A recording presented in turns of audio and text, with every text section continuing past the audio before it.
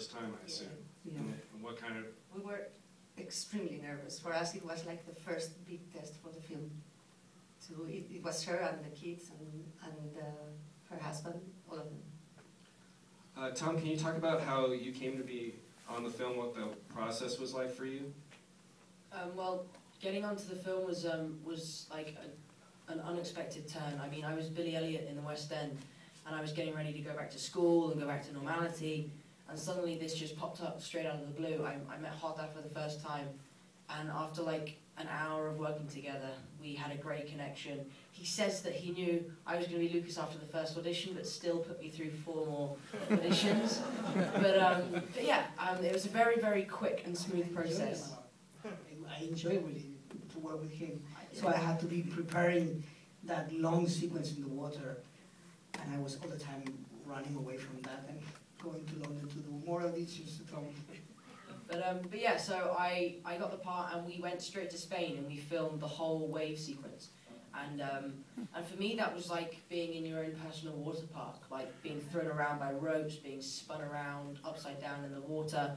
But so using like this extreme environment that we were in, we were able to create this sort of pretend world that we were actually drowning. Like, it never felt dangerous, but because we were surrounded by all this fake debris and we were in this water, we could use that to benefit us, which was great. And that was like the most helpful thing throughout that 6-week period. Let's talk about that. When you say to yourself, I need to film a tsunami,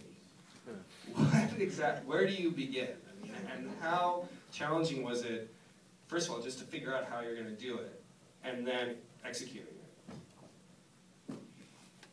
Well, I mean, it was not just about that. I mean, I came to Belen and I said, okay, let's do this film that deals with these very, very complicated sequences with water and visual effects, and you can imagine this is not a studio film, this is an independent film from Spain.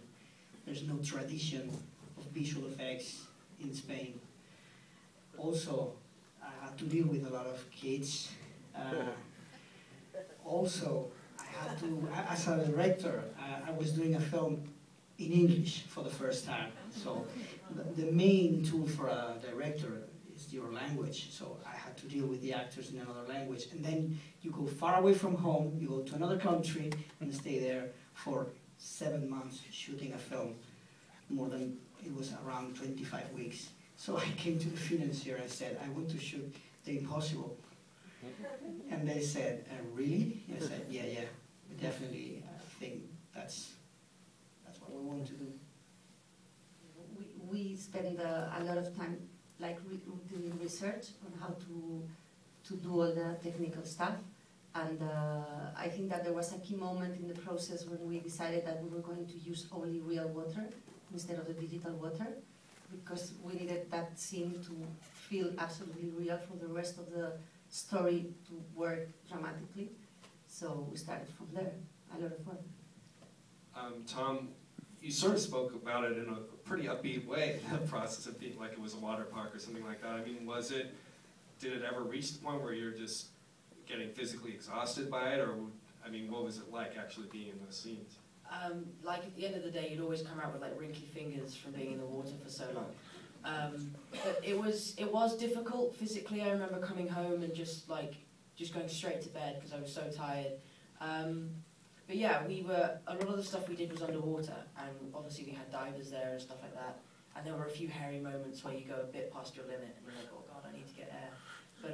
But yeah, it was always safe, and we were like in this sort of like channel that they had like sectioned off from the tank, and they had sort of railways along the floor and like a cup, and we would be sat in the cup and they'd have a joystick to like sort of like push us up and down, and that was sort of to create that sense of us being dragged through the water. So the amount of times we had to go backwards and forwards and backwards and forwards, but after a while it just became like the usual, straight in the water and fine. The first week was a bit terrifying, but after that it was fine. And I focused a lot on the tsunami, but it's not like after the tsunami ends, it's a walk in the park for you. You're in this incredibly taxing environment as well. Was that in a way even harder to endure at all, or was that okay? It's like you said in interviews previously, it's almost like we made 2 different films, because the section in Spain was so physically tough, and the section in Thailand was so emotionally tough, because I was having to do a crying sequence like every single day. And I was running through corridors, and we were climbing up trees and walking through this devastation zone that the crew had created. And it was like 100 meters all around, like it was just pure devastation, and we had to walk through it, and I had to carry Daniel.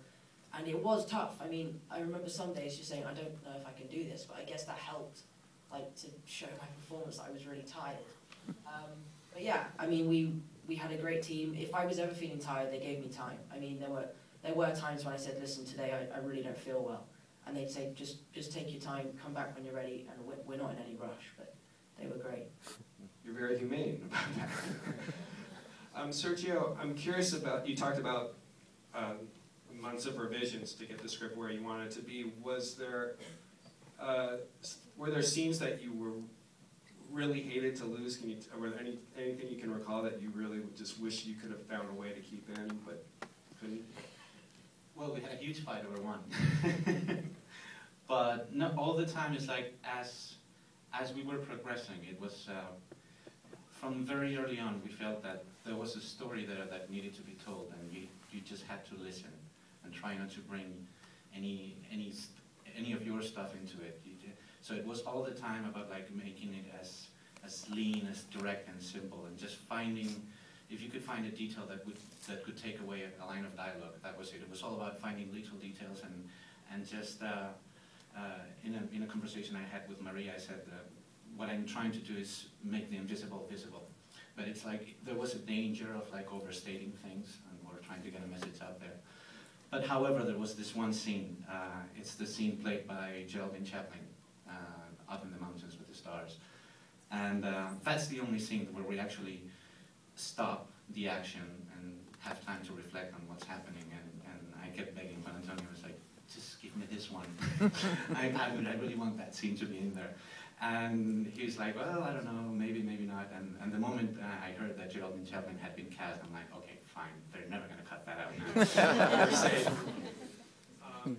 The movie also, it's mostly from Maria's point of view. We don't find out, for example, we don't exactly know how the two youngest boys and Ewan survive in the movie, and of course then the point of view shifts a little bit while Maria's in the hospital. Were those difficult choices at all to make about what you would show from with Ewan and the boys, and what you wouldn't show? Well, again, there was a decision to be made about the structure and how you did that, because I wanted as many different points of view on how you deal with loss, so that somehow through this little family you could have like all the points of view of all the other families. So it was just finding a dramatic way to make that jump justifiable. So that's when Lucas assumes Maria might be dead, and then you jump to Ewan. But it was all about that. It was all about getting that journey to end, and in that scene where you suddenly you feel what they felt, and it's like what everybody else felt, and making this family not an English family, not a Spanish family, not a German family, but just